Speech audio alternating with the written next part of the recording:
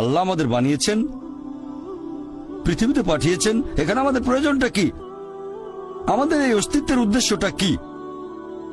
আল্লাহ এর উত্তরে বলেছেন সূরা মুলক অধ্যায় নম্বর 67 আয়াত নম্বর 2।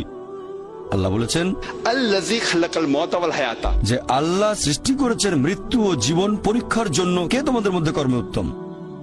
আল্লাহ সৃষ্টি করেছেন জীবন ও মৃত্যু পরীক্ষার জন্য। কে তোমাদের মধ্যে কর্মে উত্তম?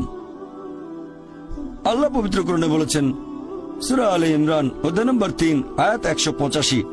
আল্লাহ বলেছেন কুল্লু নাফসিন যায়কাতুল মউত, প্রত্যেক জীব মৃত্যুর স্বাদ গ্রহণ করবে, আর চূড়ান্ত বিচার হবে রোজ কিয়ামতের দিনে। যাকে সেদিন দোজখ থেকে রক্ষা করা হবে আর বেহেশতে দাখিল করা হবে, সেই পৃথিবীর উদ্দেশ্য অর্জনে সফল কাম। কারণ এই পার্থিব জীবন ছলনাময় ভোগ ব্যতীত আর কিছুই নয়।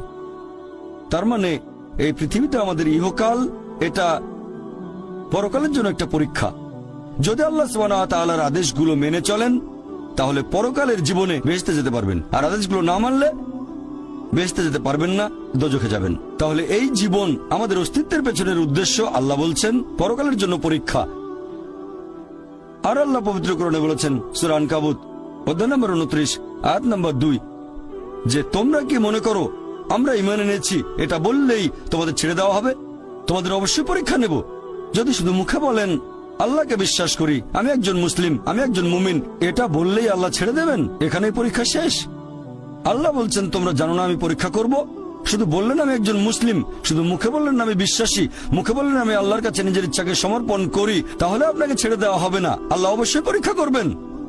আল্লাহ পবিত্র কোরআনে বলেছেন সূরা বাকারা অধ্যায় নম্বর 2 আয়াত নম্বর 155 আমি অবশ্যই তোমাদের পরীক্ষা করব ক্ষুধার ভয় দিয়ে, জীবন আর ধন সম্পদের ক্ষয়ক্ষতি দিয়ে এবং ফল ও ফসলের ক্ষয়ক্ষতি দিয়ে।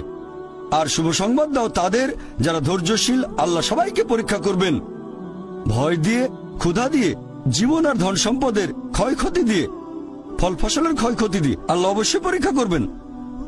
আর আল্লাহ এক একজনকে এক একভাবে পরীক্ষা করেন। আল্লাহ পবিত্র কোরআনে বলেছেন সূরা আনাম অধ্যায় নম্বর 6 আয়াত নম্বর 165। আল্লাহ বলেছেন যে তিনি কিছু মানুষকে অন্যদের তুলনায় বেশি মর্যাদা দান করেছেন। আল্লাহ সুবহানাহু ওয়া তাআলা কিছু মানুষকে অন্য মানুষদের তুলনায় বেশি মর্যাদা দিয়েছেন। আল্লাহ কোরআনে বলেছেন সূরা নাহল অধ্যায় নম্বর 16 আয়াত নম্বর 71 যে তিনি কিছু মানুষকে অন্য মানুষের তুলনায় শ্রেষ্ঠত্ব দান করেছেন। আল্লাহ এই কথা আবারও বলেছেন সূরা আনাম অধ্যায় নম্বর 6 আয়াত নম্বর 165 যে আল্লাহ সুবহানাহু ওয়া তাআলা কিছু মানুষকে অন্যদের তুলনায় বেশি মর্যাদায় উন্নীত করেছেন, আর তিনি যা দিয়েছেন তার ভিত্তিতেই তোমাদের বিচার করা হবে। এখানে অনেক লোকজন এভাবে প্রশ্ন করে আল্লাহ তাআলা এখানে সুবিচার করবেন কিভাবে? কেউ হয়তো জন্মায় গরিব পরিবারে, আবার কেউ জন্মায় ধনী পরিবারে, কেউ জন্মায় ভালো স্বাস্থ্য নিয়ে, কেউ জন্মায় অসুস্থ হয়ে। এটাই তো অবিচার। আল্লাহ তাআলা সুবিচার করেন না। তিনি এইসব আলাদা মানুষের জন্য আলাদা বিচার করবেন কিভাবে? আমরা জানি যে পার্থিব জীবনে আছে জন্ম আর মৃত্যু, বিভিন্ন অসুখ হতে পারে, কেউ গরিব কেউ ধনী, এই সবই আসলে পরীক্ষা।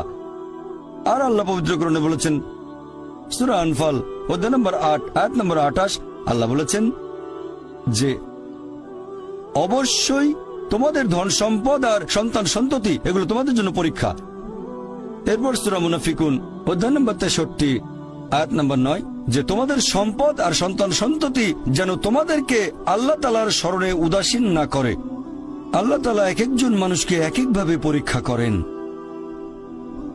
আপনি যদি কাউকে জিজ্ঞেস করেন যে ভালো কাজগুলো কি কি আর ভালো কাজগুলো কি, এ ব্যাপারে আস্তিক নাস্তিক সব ধরনের মানুষই তখন বলবে ভালো কাজ হচ্ছে দান করা, নিজে সন্তুষ্ট থাকা। কয়েকটা ভালো কাজের কথা বললে দান খয়রাত থাকবে। এখন একজন মানুষ পরোপকারী কি না সেটা আল্লাহ কিভাবে পরীক্ষা করবেন? কিন্তু সবার সম্পদ যদি সমান থাকে, পরীক্ষার ব্যাপারটা তাহলে আসবে কিভাবে? পরীক্ষা তখনই নেওয়া যাবে যখন কেউ হবে ধনী আর কেউ হবে গরিব। তাই আল্লাহ তাআলা এক একজনকে এক একভাবে পরীক্ষা করেন। হয়তো কেউ জন্ম নিয়েছে ধনী পরিবারে, তাই সম্পদ অনেক বেশি, আবার কেউ জন্মায় গরিব হয়ে। তবে যে লোকটা ধনী, ইসলামিক শরিয়া অনুযায়ী ইসলাম ধর্মের একটা স্তম্ভ হচ্ছে যাকাত, যে প্রত্যেক ধনী লোক যাদের সঞ্চয় নিসাব লেভেলের উপরে 85 গ্রাম স্বর্ণ, সে প্রতি হিজরি বছরে সেই সঞ্চয়ের 2.5% জাকাত হিসেবে দান করে দেবে।